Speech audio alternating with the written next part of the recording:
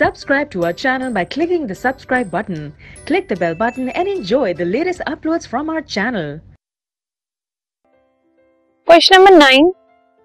Write the name and the functions of parts of the hind brain. Hind brain के जो parts होते हैं उनके नेम्स और फंक्शंस लिखने हैं हमें.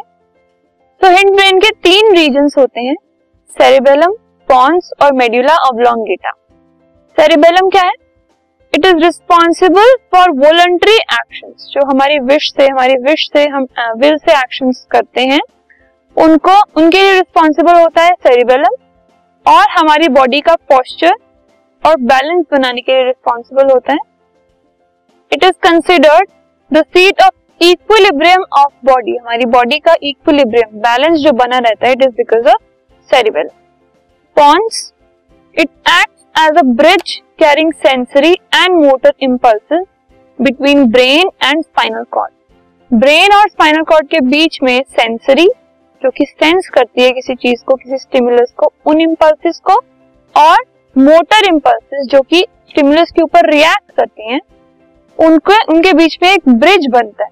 ठीक है, ये ब्रिज का काम करता है जो कि ब्रेन से और स्पाइनल कॉर्ड के बीच में इन दोनों के ट्रांसफर को रेगुलेट करता है. नेक्स्ट है medulla oblongata. It has reflex centres to control involuntary actions. Involuntary actions जो हैं वो मेडुला ऑब्लोंगेटा के अंदर होते हैं, उसमें रेगुलेट होते हैं, जैसे कि हार्ट बीट पे हमारा कंट्रोल नहीं है, इट इज इनवॉलंटरी.